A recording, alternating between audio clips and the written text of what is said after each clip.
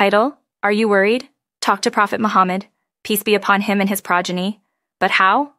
My late father Fayaz Hussain was an avid lover, reciter, and preacher of Salawat or Darood. He recited various salawats and encouraged us, family members, friends, and acquaintances. In the 1980s, he wrote a book about Salawat in Urdu, titled Nazr-e Karam, which means Unzurna in Arabic and favor us with your attention in English. In this book, he compiled many chapters about Salawat, like why we should recite it and what the Quran says about it.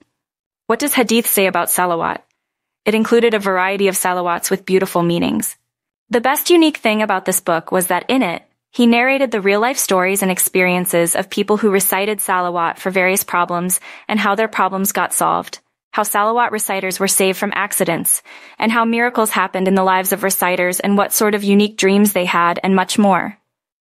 In May 1988, during Ramadan, he spent most of his time at Rauda-e-Rasul, peace be upon him and his progeny.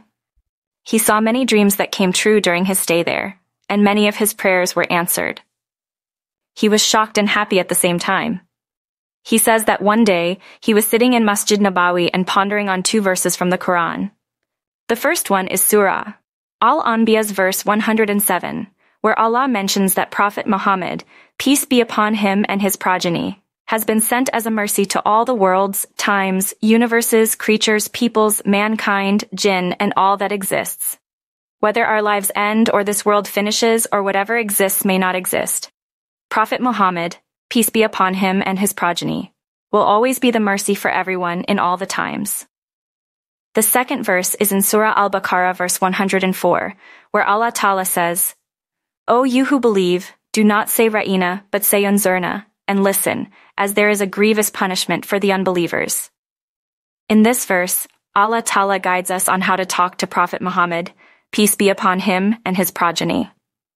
Allah Ta'ala tells us that when we talk to Prophet Muhammad, peace be upon him and his progeny, we shouldn't say, listen to us. Rather, we should say, look upon us or favor us with your attention. That's when my father thought of this salawat.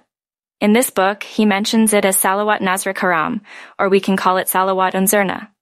It is recited as Ya Rehmat Alil Alameen Unzurna, meaning, O Prophet, peace be upon him and his progeny, who is mercy for all times, favor us with your attention.